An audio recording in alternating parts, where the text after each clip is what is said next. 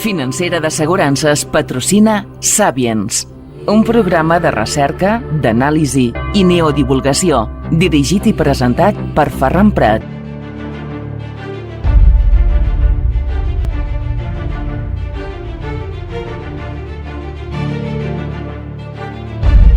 Salutacions, saludos, benvinguts, bienvenidos, welcome al Sapiens. Les habla su amigo Ferran Prat.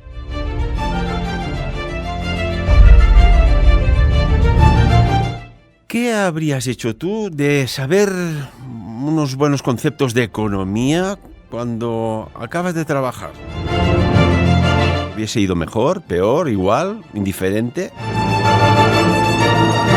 Es importante saber de economía. ¿O es una palabra con trampa?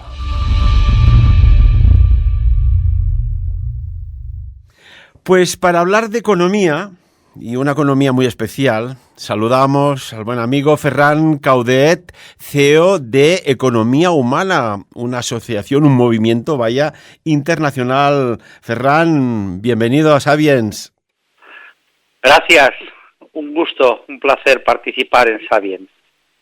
Ferran, acabas de publicar por la editorial Siglantana un libro que me parece muy interesante y que iremos desgranando. Economía humana. Casi que es como si hablas de fuego y agua, ¿no? Es como son casi dos cosas absolutamente o diametralmente opuestas. ¿Cómo surge la idea de escribir este libro? Bueno, conectando con el origen, economía humana viene del griego oikos nemein y tiene que ver con la gestión del hogar. Lo que habría que preguntarnos es por qué suena como antagónico economía y humana cuando no puede ser de otra manera. Es decir, ¿qué está pasando para que la economía no sea humana? Eso también sería una reflexión para los oyentes. Porque además, perteneces a un movimiento internacional, ¿no? ¿En qué, no sé, cuál es vuestro objetivo de economía humana?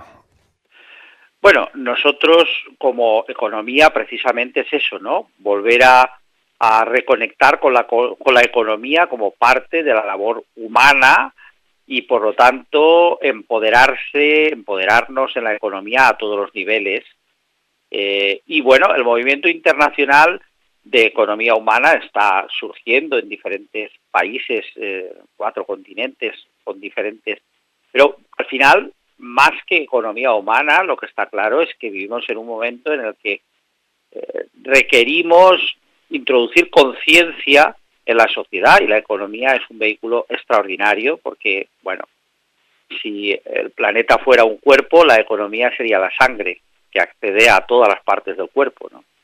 Y por lo tanto, bueno, pues la humanidad a través de la economía puede ser un elemento de transformación muy positivo y de introducción de conciencia muy positivo. ¿Somos propietarios de nuestra economía?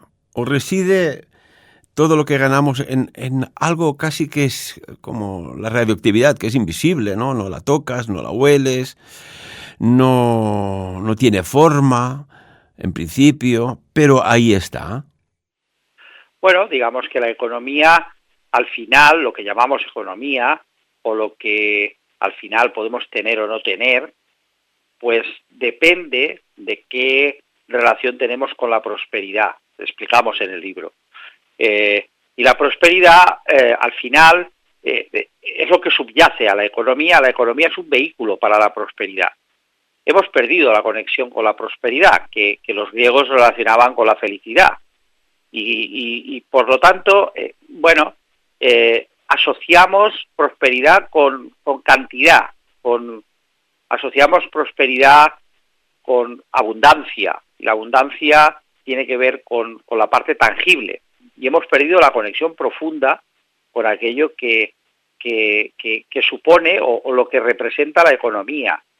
Puedes tener muchos millones y ser profundamente infeliz, o puedes tener poco y no necesitar más y ser feliz. No hay una relación directa de cantidad. Y bueno, quizá profundizar en esto es una vía importante para la sociedad y para el momento en el que vivimos, ¿no? En la onda del programa, ¿no? Para saber un poco más lo que subyace, lo que hay detrás de la economía, este es un buen camino. Y Ferran, por ejemplo, ¿hasta qué punto el éxito de la economía personal o de un proyecto empresarial que uno pueda crear reside pues su perdurabilidad en el tiempo, su éxito y su entrada de ingresos, evidentemente, ¿no? Uno no monta una empresa para perder dinero. Reside en algo que tú haces hincapié y que me parece fascinante, en la intuición. Bueno, al final la intuición tiene que ver con una gestión más amplia de información. Quiero decir, a través de la vía intuitiva, cualquier cosa que ahora tenemos que es porque alguien intuyó que podía ser. Quiero decir, un minuto antes de que existiera algo como lo que llamamos ahora móvil, por ejemplo, ¿no? Que estamos hablando y estamos interactuando, un minuto antes de que existiera un móvil, alguien tuvo la intuición de que podía existir un móvil. El móvil es fruto de un proceso creativo en el que la intuición ha sido una parte importante. Bueno, esto mismo, como dijo el premio Nobel Ilya Prigozhin, lo posible es más rico que lo real. Y la intuición nos conecta con lo posible. A partir de esto, las empresas, las organizaciones buscan talento, quieren fidelizar talento, y la intuición es una vía potentísima para la fidelización de talento, para la atracción de talento y para la gestión de información en un mundo tan complejo y tan veloz como el que vivimos. Sin lugar a dudas. Todo lo que hay reflejado, escrito, narrado en tu libro es fruto de muchos años de investigación. Quiero que las personas que nos escuchan aquí en Sapiens tomen conciencia de que vamos a hablar, y estamos hablando, de 5 años de una persona que ha ido recopilando datos, investigando, contrastando, que cuando escribes no estás con tu familia, que no estás en el trabajo, es tiempo de tu tiempo que dedicas a algo para divulgar. 5 años que no han debido ser fáciles, pues combinarlo todo, ¿no? Sí, afortunadamente somos un equipo. He tenido la fortuna, ¿no? Esto es una labor, como tú dices bien, de 5 años intensa, no solo mía, sino en equipo, y parte de preguntas, ¿no? Y de querer entender mejor el momento en el que vivimos y cómo funciona la economía y qué podemos aprender o qué podemos mejorar de fondo. Parte de ahí, ¿no? De querer saber más sobre esto. Pero ha habido todo un equipo y efectivamente conjugar, pues eso, ¿no? Los temas familiares, personales, con la investigación y con el análisis y la reflexión, pues es todo un tema. Yo he de decir que la verdad es que personalmente me lo he pasado muy bien haciendo el libro, pero bueno, dentro de esto, ¿no? Muchos fines de semana, muchas horas dedicadas al final, pues a darle forma a toda esta investigación. Y ahora, pues bueno, un gusto compartir lo que hemos podido entender después de todo este proceso. Y Ferran, por ejemplo, háblanos, ¿hay antecedentes de economía humana en la historia? ¿Hay registros? Sí, bueno, ya tal y como te digo, el primer registro, cuando empezamos por aquí el libro, porque nos pareció fascinante, cuando a Margaret Mead, una antropóloga, le preguntan en clase que cuál es el primer signo de civilización que ella reconoce, y cita un fémur que se encontró en África de millones de años, de un homínido que había superado una ruptura, se había soldado, y ella dice que ese es el primer signo de civilización porque eso implicó que a ese homínido lo cuidaron sus congéneres. Entonces, el cuidado está en el origen, pero claro, para que lo cuidaran alguien tuvo que cazar y tuvo que repartir con él comida, y ese es el nacimiento de economía humana. Por eso la economía humana nace con el ser humano, es reconectar con el origen. Y a partir de ahí, bueno, todo el humanismo, más recientemente, pues el padre Le Bret, por ejemplo, francés,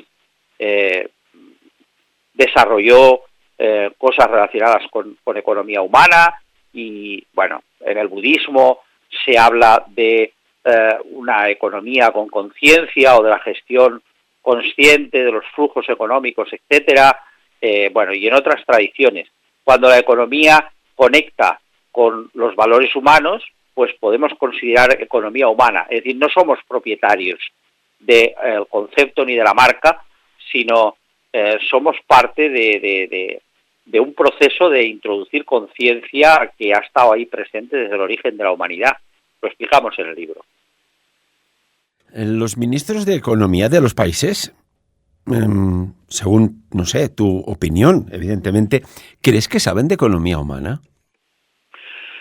Bueno, yo creo que, claro, la economía que se estudia en las universidades mayoritariamente está basada en dos pilares. Uno es la competitividad, o sea, la lucha, el enfrentamiento como base de la negociación y de la acción económica, y por lo tanto violencia. Y el otro pilar que domina en estos momentos la economía, pues es la maximización de beneficios. Y la maximización de beneficios es un eufemismo que esconde una emoción tan poco conocida y tan practicada como la codicia. Entonces, bueno, mayoritariamente los ministros de Economía han estudiado violencia y codicia, mayoritariamente. Y por lo tanto, esa es la economía que tenemos en el planeta, que nos lleva a desequilibrios como que ahora en estos momentos el planeta, además equilibrios absurdos, como que el planeta se debe a sí mismo 300 billones de dólares, algo que sería impagable, ¿no? ¿Y cómo se gestiona esa deuda? Hay muchas preguntas que hacer, ¿no? A la economía tradicional, ¿no? Que es la que parece o la que hace parecer economía humana como una novedad o casi, como tú empezabas el programa, como un oxímoron, ¿no? Como una contradicción. Claro, porque ahora que hablas de la deuda, ¿qué supone para un país tener una deuda tan elevada? Esto es casi como, voy a tomarme, no sé, el lujo de decir una frase que es un poco así asonante, ¿no? Que es como estridente, pero es como vender el alma al diablo. Después, te va a pedir, bueno, lo que te he dado, ahora me lo vas a devolver. ¿Cómo lo haces esto? Bueno, hay ejemplos. Tradicionalmente, por ejemplo, pues en Babilonia, cada vez que había un cambio de rey, moría un rey, se hacía tabla rasa con las deudas para que no se generaran desequilibrios en el tiempo, por ejemplo. Pero más recientemente, Islandia, dejó de pagar toda la deuda con la crisis del 2008, que se había acumulado. Incluso juzgaron a sus políticos y no pagaron la deuda internacional. Se comentaba que Islandia iba a desaparecer y que la iban a comprar los chinos, etcétera. Y Islandia está, mejor que nunca. Y no pagó la deuda. No la pagó. Lo que pasa es que de esto se habla poco. Es decir, ¿para qué se utiliza la deuda? Esa sería la pregunta. Y en el libro respondemos. Es decir, pues para controlar, manipular, desempoderar a las sociedades. Es decir, la deuda no es gratuita. La deuda tiene unas contrapartidas y por lo tanto, hay que ver cómo se genera y para qué. Es decir, países que adquieren, como tú has dicho, niveles elevados de deuda, son susceptibles de que sus puertos, Grecia, el puerto del Pireo, sus infraestructuras o sus recursos naturales puedan ser más fácilmente expoliados o utilizados para compensar esa deuda y al final beneficiar a otros países que la utilizan para esto. Me hace recordar, Ferran, no sé quién es el autor, pero recuerdo hace años atrás que estábamos hablando pues de economía, ¿no? Y me dijo un buen amigo, que es valenciano además, un abrazo a todos los valencianos, que sois una maravilla, pero me dijo, che, Ferran, bueno, lo vamos a decir en castellano, mira, si fío, pierdo lo mío. Si presto, después de querer cobrar lo mío, molesto. Si doy, a la ruina voy. Y para evitar todo esto, mira, oye, ni fío, ni doy, ni presto. Toma ya. Sí, sí. Bueno, hay un cuentito rápido que facilita la comprensión de esto. Un señor que llega a un pueblo, a un pueblito, y entonces resulta que va a un hotelito pequeño y en el hotelito pide cenar y dormir y entonces pues bueno, le pregunta al del hotel cuánto vale lo que, pues 100 euros, y entonces pues paga los 100 euros de dormir y cenar y tal, y el del hotel que tenía una deuda con el carnicero se va rápidamente y le paga los 100 euros al carnicero. El carnicero que tenía una deuda con el del horno le va y le paga los 100 euros al del horno. Y el del horno que tenía una deuda con el de la frutería va y le paga los 100 euros al de la frutería. 500, 600, es decir, los 100 euros del viajante, 500, 600, 700 euros y un montón de deudas eliminadas, de todos. Y después el frutero vuelve al hotel y le devuelve, le paga que tenía la deuda con el del hotel. Los 100 euros vuelven al hotel, pero todos los demás han liberado sus deudas. Y fíjate tú por dónde que días después se dan cuenta de que el billete de 100 euros era falso. ¡Ay, qué bueno! ¿Qué es la deuda? Muy buena pregunta. ¿Qué es la deuda? Es algo como el dinero digital, ¿no? Que está por ahí, que no lo puedes tocar, no lo puedes ver, son las cifras, pero ¿no? Bueno, entre otras cosas, no existe en el planeta capital o algo o valor equivalente real en economía real a esos 300 billones de dólares. Es decir, bueno, lo digo por llevarlo un poco al absurdo, porque junto con eso hay otro dato de Credit Suisse que no es precisamente ninguna compañía menor, y en su informe sobre la pobreza dice que el 1% de la población mundial tiene más recursos que el 99% restante.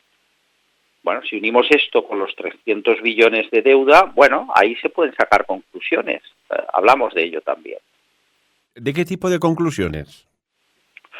Bueno, pues esto, ¿no? Es decir, ¿para qué se está manejando esa deuda, no? O quién contrae esa deuda. Si el 1% tienen más recursos que el 99% y en el total se deben 300 billones, ¿quién los debe? ¿Y quién los gestiona? Bueno, todo esto son cosas...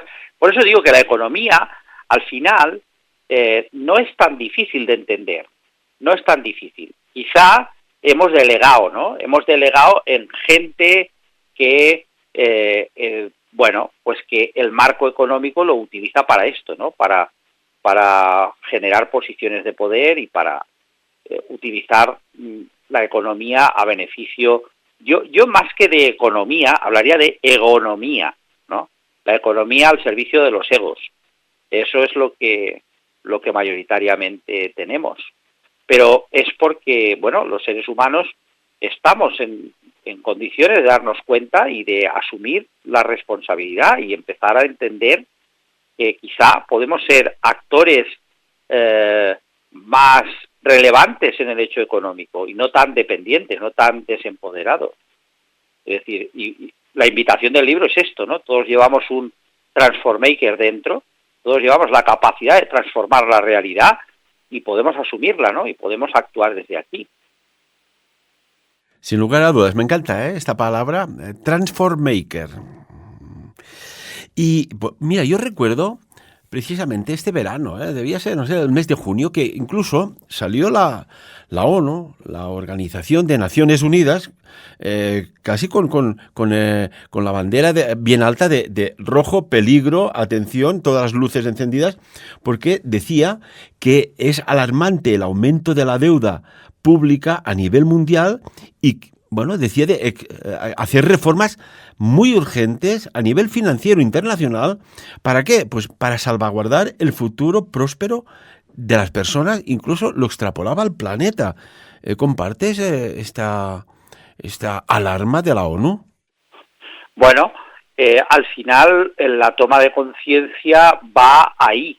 Es decir, si seguimos en una economía basada, por ejemplo, en la industria de la guerra, ahora pues tenemos Ucrania, tenemos Israel, más X cientos guerras menores, pero al final eso está beneficiando a ese 1%. Quiero decir, hay intereses en que existan guerras. Si seguimos con una economía basada en, el narcotráfico, al final, ¿dónde va a parar todo el volumen de dinero que mueve el narcotráfico? O todo el volumen de dinero que se mueve, pues esto, ¿no? Con economía ficticia, que solo son números de ordenador y que no se corresponde con economía real a ningún nivel. ¿A dónde va a parar todo esto y cómo se mueve todo esto? Claro, al final ese mundo del 1% que sigue acumulando y sigue manejando y el 99% cada vez más desempoderado y con menos recursos, pues no hace falta ser muy inteligente para ver que eso lleva al colapso y que ese colapso va a afectar a todos, al 1% y al 99%. Y bueno, hay el camino de seguir en el desorden establecido o hay el camino de de ir introduciendo elementos correctores, de ir introduciendo conciencia y de ir introduciendo o creando condiciones para que cada vez más organizaciones, personas, territorios alcancen un nivel de empoderamiento económico y que le dé la vuelta a esta situación. Bueno, esas son las dos alternativas. Es muy fácil de entender, es decir, o evolucionamos o involucionamos. Y ahí hay un punto intermedio que es la economía. ¿La involución a dónde nos lleva? Pues cerca del homínido que te he contado al principio. Es decir, claro, si todo revienta y todo explota, pues bueno, veremos dónde vamos, ¿no? Y esto está ahí, ¿no? Es el warning de la ONU. Pero bueno, yo soy optimista y creo que los seres humanos necesitamos estar muy en el fondo para remontar y que cada vez, desde nuestra posición, cada vez hay más organizaciones, empresas. Nosotros, como economía humana, tenemos consultoría, tenemos formaciones y no damos abasto, realmente no damos abasto. Y puedo decir que hay una onda de gente que entiende todo esto, ¿no? Y que cada uno y cada organización está actuando en su ámbito desde su percepción de la realidad, pero tratando de compensar y de evolucionar. Claro, porque si el nivel de deuda particular, ¿no? Y esto se puede ver siendo un poco observador y conociendo a las personas que te envuelven de más cerca o de más lejos. Y dices, oiga, ¿pero qué ritmo de vida lleva? Sabiendo que depende de un sueldo. Claro, está tirando de vacaciones a deuda, está tirando de un piso a deuda, está tirando de un coche a deuda. Si hay pues un crack de algo y no puede pagar una de esas cosas o varias, se va a la ruina. Esto se puede extrapolar, esta deuda particular, personal, a la deuda pública mundial. ¿Puede ser peor de lo que nos podemos pensar? Bueno, ahí tenemos el aprendizaje, no sé si lo hemos hecho o no, ¿no?, de la subprime y de todo el tema inmobiliario que dio origen a la crisis de 2008. Es decir, bueno, que una serie de productos financieros tóxicos en Estados Unidos produjo toda una ola que incluso eso puso en cuestión a países como Islandia, pero removió toda la economía mundial. Una cosa muy localizada en Estados Unidos. Bueno, si no aprendemos de las lecciones, pues vendrán lecciones más heavy para que podamos aprender, ¿no? Y por ejemplo, Ferran, si un país dice, oiga, o una región de un país, dice, yo no puedo con esta deuda, no la pago, ¿qué puede suceder? Bueno, ya ha pasado. Pues en el caso de Islandia ha saneado su economía, los acreedores que habría que desarrollar con más tiempo, básicamente bancos ingleses, etcétera, pues tuvieron que enjugar las pérdidas de lo que habían apostado en Islandia con intereses que habría que ver. Bueno, pues Islandia ha saneado su economía, está mejor, salió de la crisis. Pero claro, Ferran, si tú dejas dinero porque te lo pide un país y después ese país no te lo devuelve, ¿tú puedes embargar el país? No sé, pregunto. No.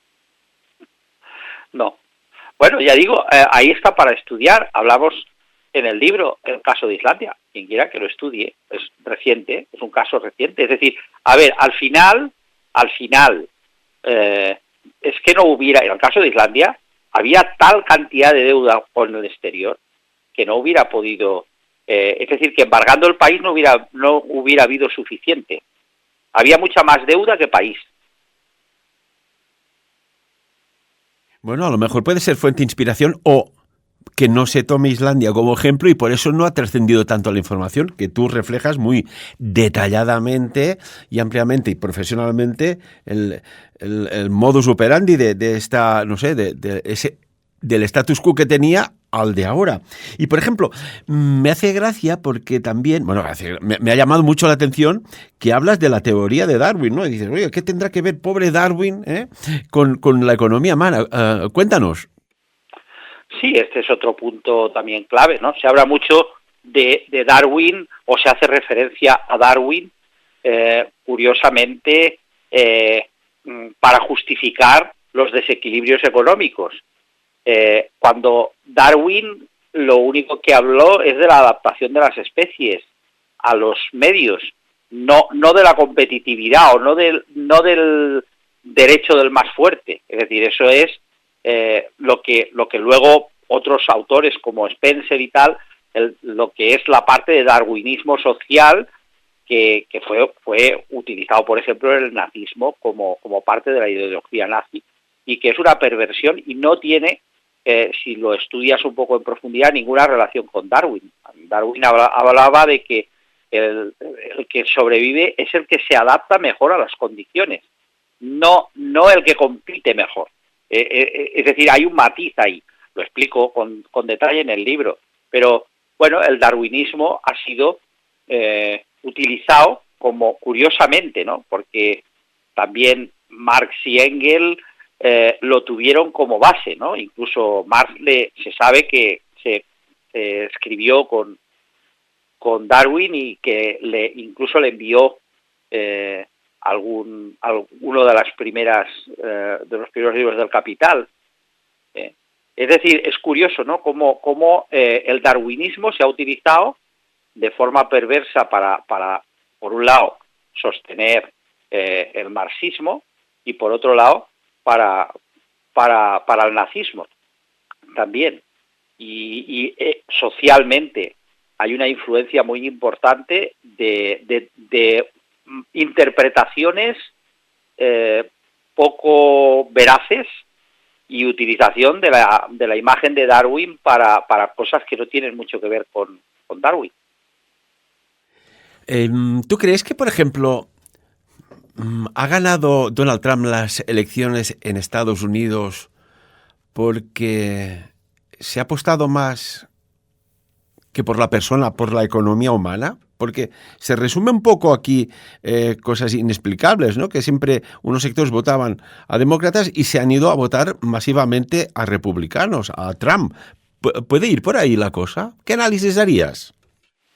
Bueno, yo creo que esto ya es muy complejo, pero tiene que ver con lo que acabamos de decir. Es decir, quizá la imagen de Trump ha sido de fuerte y para segmentos importantes y muy desempoderados de la sociedad americana, representa quizá, ¿no?, el líder potente que puede, que confían que, como ha sabido hacer negocios, pues les va a beneficiar económicamente. Es decir, sí, se ha utilizado la economía, podemos decir, en baja calibración, con una idea clara de ganar las elecciones y utilizando la economía como palanca para convencer a votantes.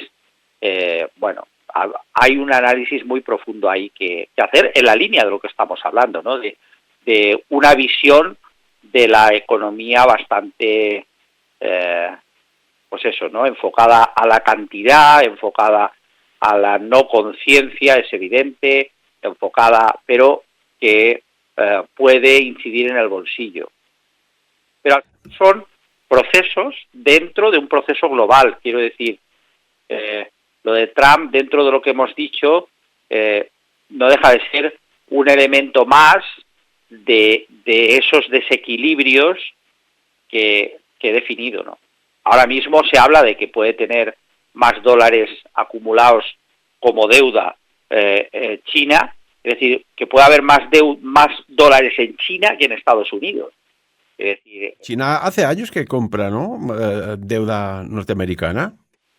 Bueno, por eso digo que no sé el dato concreto, pero que ahí hay movimientos especulativos de fondo en que de una u otra forma propician esos desequilibrios internacionales que hemos dicho, del 1 y el 99%, y ahí, bueno, pues lógicamente la victoria de Trump es un elemento. Trump es un actor más de ese 1%, y de los que, pues lógicamente, quiere mover la deuda a beneficio, quizá no de su país, sino a beneficio de sus amigos, ¿no?, como se está viendo. Y, por ejemplo, hay otra cosa curiosa. Ya que hablamos de Trump, va un poco, no, todo relacionado con la economía, supongo, o creo yo pensar. Fíjate que es curioso, ¿no? Trump gana las elecciones, dice que acaba con la guerra en Ucrania en cuestión de horas. Debe tener un proyecto bajo la manga muy potente. Y curiosamente, a las pocas horas, para no decir pocos días, el actual presidente Joe Biden decide algo que hasta ahora se había negado, que es a dar la posibilidad de que misiles de largo alcance sean utilizados desde Ucrania para atacar territorio ruso. ¿Aquí hay algo que se nos escapa? ¿Estaríamos hablando de economía humana o economía inhumana? ¿Qué hay aquí? ¿Qué opinión te merece? Al final, ¿a quién benefician los misiles? ¿A quién beneficia la producción de armas en Rusia? ¿A quién beneficia todas las armas que se han utilizado para matar personas en Ucrania? ¿A quién beneficia? Es decir, esto es lo que hay que mirar. Es decir, al final, una guerra es un gran negocio, ¿no? ¿A quién beneficiará la reconstrucción de Ucrania? Al final, una guerra es un gran negocio, visto desde un punto de vista de los números. Y bueno, lo que está claro es que quienes hacen ese gran negocio, pues están directamente relacionados con las altas estancias políticas. Quiero decir, son lobbies muy poderosos a nivel planetario. Y bueno, muchas de estas aparentes contradicciones o informaciones que se nos escapan a nosotros como ciudadanos de a pie, pero hay quienes las manejan y hay quienes las provocan. Es decir, todo esto obedece efectivamente a acciones, obedece a negocio que hacen unas organizaciones u otras de fondo. Es decir, ¿quién produce esos misiles? Ahí detrás hay empresas que producen los misiles.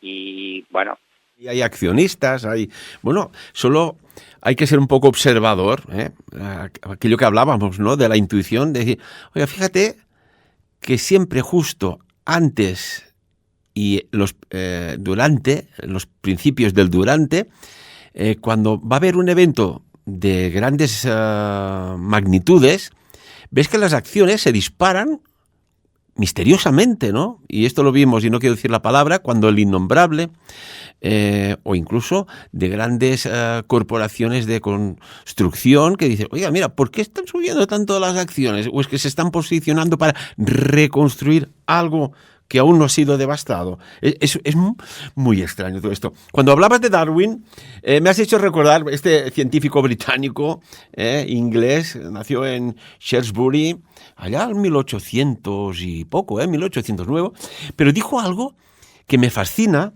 y veo que a día de hoy esto sería casi como un elixir o un talismán de supervivencia. Y dijo algo así como que no soy apto para seguir ciegamente el liderazgo de otros hombres.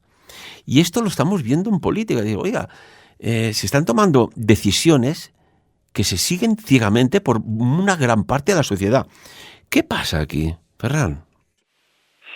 Bueno, otra vez, esto tiene que ver con el libro directamente, está muy bien traído, y tiene que ver con esa capacidad de acceder a niveles de información mayores que a través de la intuición, a través de la reflexión, se puede acceder. Tiene que ver con entender cómo es la mente humana y tiene que ver con actuar con coherencia.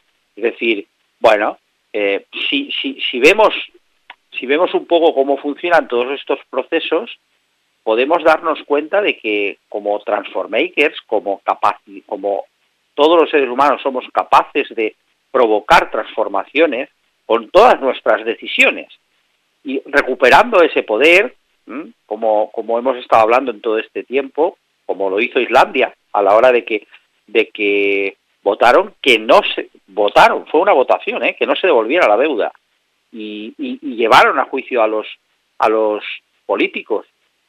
Bueno, pues el empoderamiento individual provoca empoderamiento social, el empoderamiento social puede ser un elemento una palanca muy importante para que, bueno, los referentes sean otros. Es decir, está claro que los mismos políticos y las mismas élites que nos han traído a este punto, en el que el colapso es una realidad patente, clara, no son los mismos los que nos pueden sacar de aquí.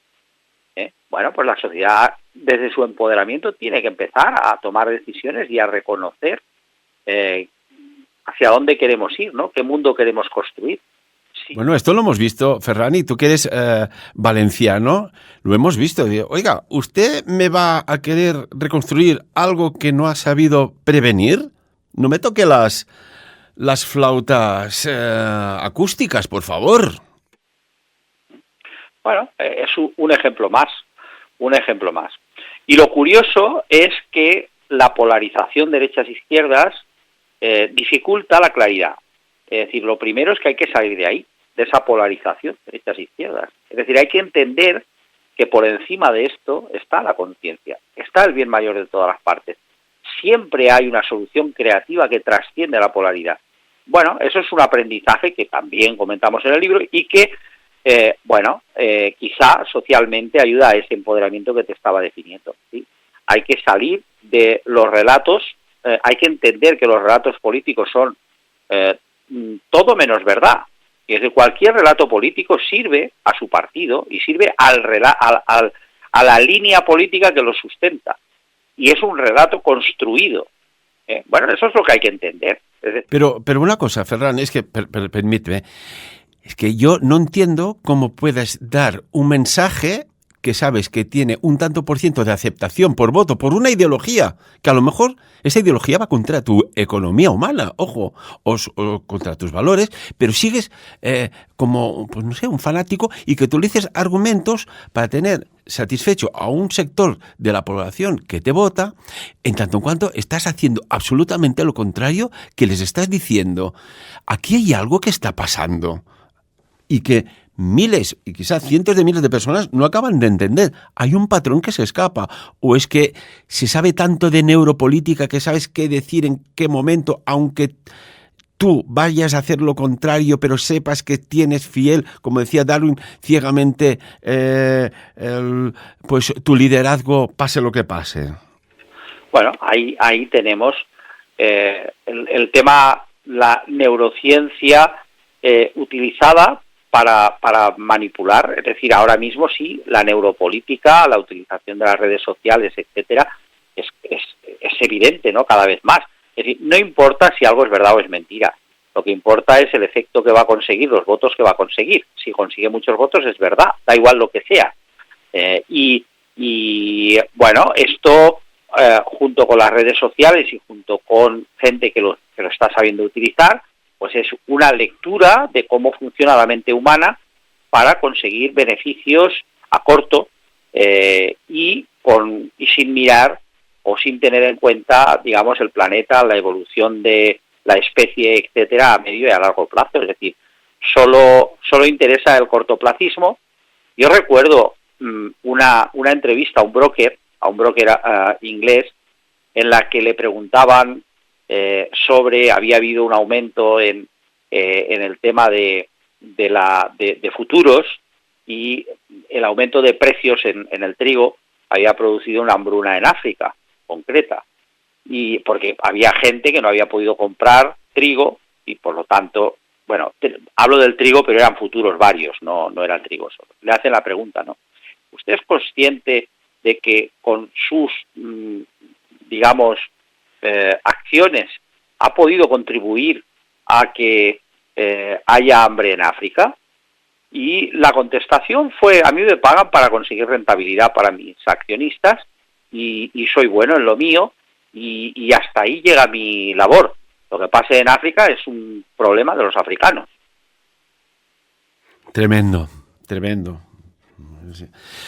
Mira, una cuestión, y sé que hablas en tu libro. Mira, me viene al pensamiento todos estos campesinos, los paisesos, que han perdido sus tierras, que han borrado el lodo, el barro, esa avalancha de agua, su tierra, su medio de subsistencia, el campo, que siempre acaba sufriendo, y vemos que cada vez más el campo está sufriendo algo muy extraño también. Aquí están pasando cosas. ¿Crees que algún día u otro se abrirá la luz a la sintropía, concepto que tú hablas muy bien en el campo, de renovar innovadoramente con su equilibrio y patrones naturales lo que se cultiva para que sea más saludable, menos modificado genéticamente y más sostenible? Bueno, está claro, ¿no?, que una de la segunda ley de la termodinámica pues es la ley de la entropía, y que los sistemas tanto naturales como humanos obedecen a la ley de la entropía, o sea, a que el tiempo y el tiempo y otras condiciones desgastan, por ejemplo, pues el ser humano, ¿no? Envejecemos, o es entrópico envejecer, o los ecosistemas, un ecosistema en el que no entra agua, pues al final se pudrirá el agua o se evaporará y dejará de haber vida.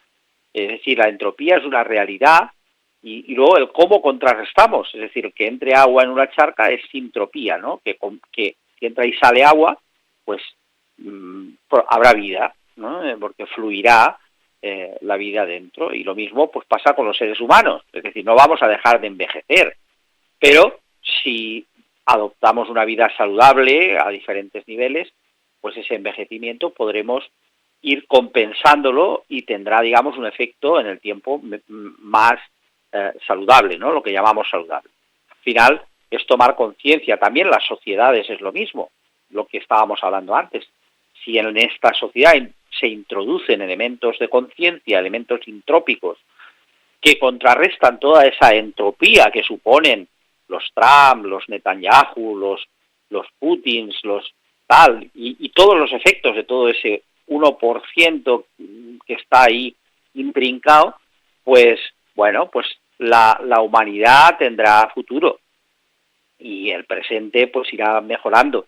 Y ese es un reto que no depende de ellos, depende de todos nosotros, de cómo nosotros nos comportamos día a día, o de cómo tomamos conciencia de lo que hay más allá de los relatos que nos venden cada día, y actuamos en coherencia, sabiendo que somos elementos que podemos transformar la realidad y transformarla hacia un mundo más humano, hacia un mundo más consciente, más próspero, y que esto depende de cada uno de nosotros y del empoderamiento de cada uno de nosotros. Y de qué hablas, con quién hablas, qué es lo que lees, qué es lo que escuchas, ¿no? Qué es lo que ves, porque claro, los inputs, la programación, ahí está, ¿no? Yo siempre digo que, oye, la película Matrix tenía tanto de real, de este mundo irreal, que dices, oiga, ¿yo pienso por mí mismo o alguien está manipulando mi mente para que yo piense lo que quiera esa persona o esa corporación o esa Matrix, lo que ella quiere? También hay algo que me fascina, ¿no? Que has integrado el concepto de kinesiología en el mundo del campo. ¿Cómo es esto? Cuéntanos. Sí. La lectura kinesiológica de campo, el campo lo podemos asociar con el inconsciente colectivo de Jung o con la base de datos de la conciencia de Hawkins. La kinesiología del cuerpo pues es un ordenador cuántico. El famoso ordenador cuántico pues es el cuerpo humano, y a través del cuerpo podemos acceder a niveles mayores de información. A través del cuerpo podemos gestionar, desarrollar esa intuición que hemos estado hablando en la entrevista, y por lo tanto a través del cuerpo la kinesiología es el estudio del movimiento del cuerpo, y los movimientos del cuerpo nos permiten, como digo, desarrollar la intuición. Nosotros estamos utilizando la lectura kinesiológica de campo como metodología principal en la consultoría para organizaciones de diferentes niveles. También estamos haciendo formación para profesionales y de diferentes niveles, y en esta línea, al final, de tomar conciencia y de poder entender niveles mayores de información. Y tal y como dijo Hawkins, el ser humano pues tenemos dificultad para reconocer, hemos hablado hace un momento, lo que es verdad y lo que es mentira, ¿no? Pero a la vez tenemos el potencial para desarrollar niveles de percepción a través de la kinesiología y de otras técnicas, para a través de todo esto pues poder discernir lo que es verdad y lo que no, y hacia dónde queremos ir.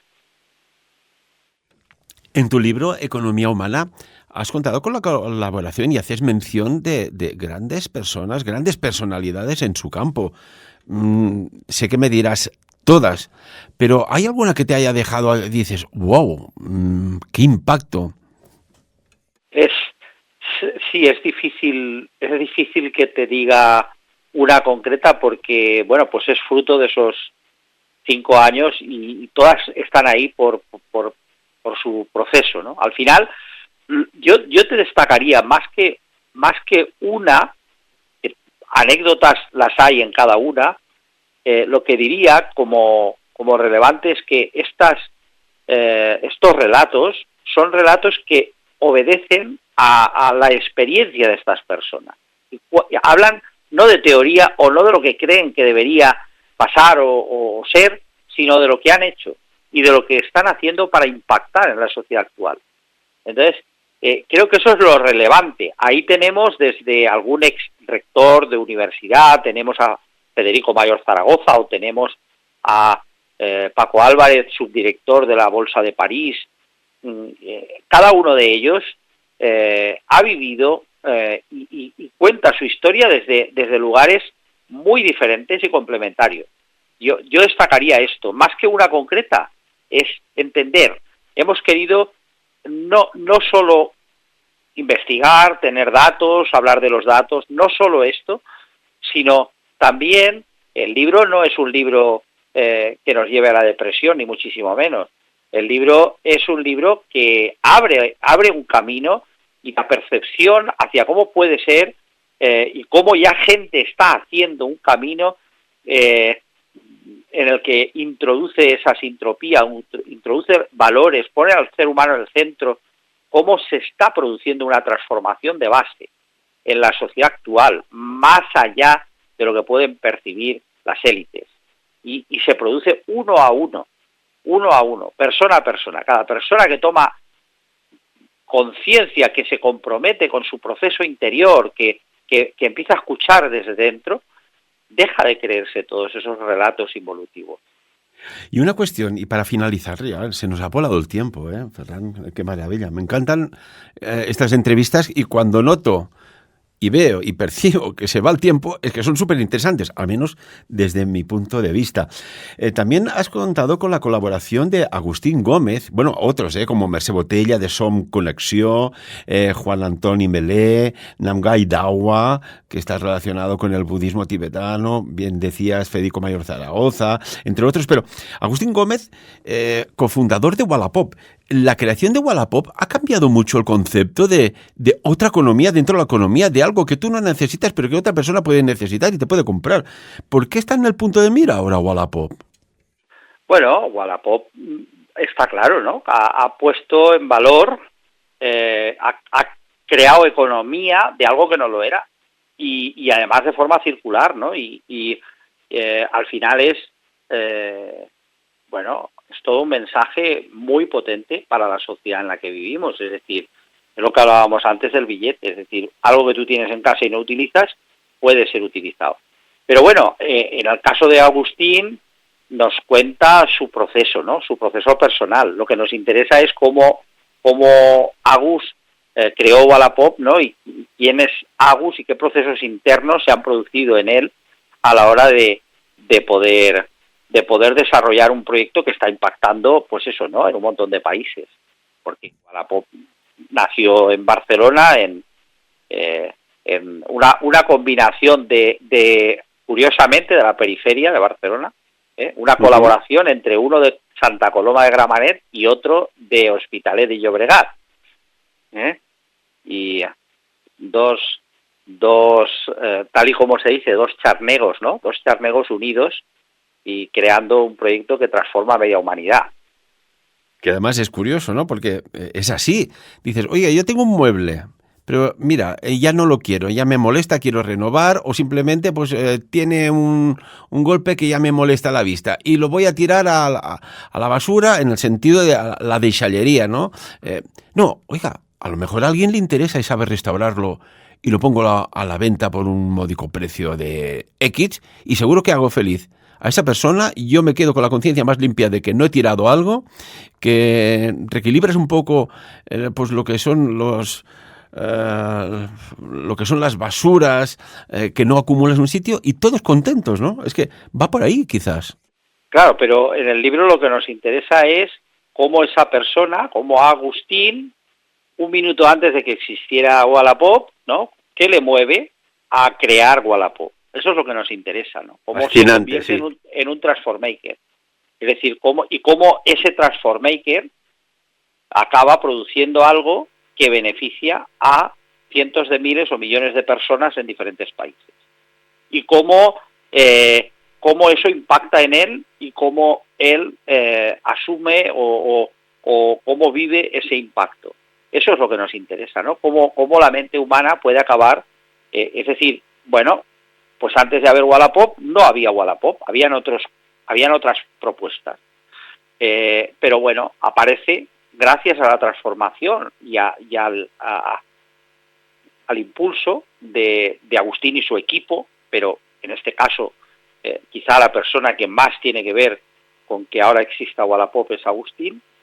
Eso es lo que nos interesa en el libro, ¿no? Porque todos podemos, si conectamos con nuestro interior, es inspirador. No digo que todos podemos ser Agustín, pero que todos podemos hacer lo que él ha hecho a nuestra escala y en nuestro entorno. Esto es lo que transmite el libro. Y tanto que sí, la de cosas que se malbaratan, que se tiran, que no se utilizan y que otras personas podrían utilizarlas y que no agravarían su deuda personal, particular, económica, estaríamos hablando de no diré billones, pero muchos milloncitos de euros o dólares en otro caso, ¿eh? Así es realmente. Vete tú a saber si un día de estos, Ferran, nos sale un Wallapop Politics, en el cual allí no hay diferencias de género, no hay diferencias divisorias, que si izquierda, que derecha, que si la otra para aquí o la otra para allá, y ves que empieza a cambiar algo. No lo sé. De todas maneras, que hay una economía humana que trasciende mucho más de lo que es el dinero propiamente en sí, estoy totalmente de acuerdo, y tú lo has titulado así, tu libro, Economía Humana, Intuición, Liderazgo y una palabra que no podemos olvidar nunca, prosperidad. Ferran Caudet, muchas gracias por estar en Sabiens. Bueno, un gusto haber tenido esta oportunidad para trasladar a los oyentes lo que vamos viendo, y para conversar contigo, Ferran, tocayo, bueno, encantado y bueno, a disposición, porque al final, pues cuando uno aprende algo, al final no es para uno, sino que es para compartir y para también enriquecer en ese compartir. Por lo tanto, bueno, ahora el libro ya es vuestro, no es nuestro. ¿Dónde pueden encontrarlo, localizarlo las personas interesadas? Rápidamente. Visitar en cualquier librería o pueden solicitarlo en la web de Siglantana, de la editorial, o en las grandes plataformas de distribución. En fin, cada uno puede solicitarlo donde le sea más cómodo. Hombre, yo recomendaría siempre la librería del barrio. Y tanto que si yo, mira, me has leído la mente, si puedes ir al que está allí pagando cada mes la luz, el alquiler, sus impuestos y tal, oye, pues ayúdalo un poco, que siempre irá mejor, porque al fin y al cabo te va a costar lo mismo. Ferran Caudet, CEO de Economía Humana, este movimiento internacional, y autor del libro Economía, valga la redundancia, humana. Muchísimas gracias. Gracias a ti, Ferran, y a Radio Valira, y bueno, pues esto, juntos somos más. Bueno, esto lo pone en nuestro escudo de Andorra, Virtus Unita Fortior, la fuerza unida es más fuerte. Amigos y amigas, espero que os haya interesado. A mí me ha fascinado esta entrevista, y al autor del libro, como no, Ferran Caudet. ¿Y si la clave del éxito reside en vuestra propia intuición, que a veces no valoráis ni la sabéis conducir como se merece? ¡Wow! Como siempre, de lo dicho aquí, y por encima de todo, que cada uno saque sus propias conclusiones.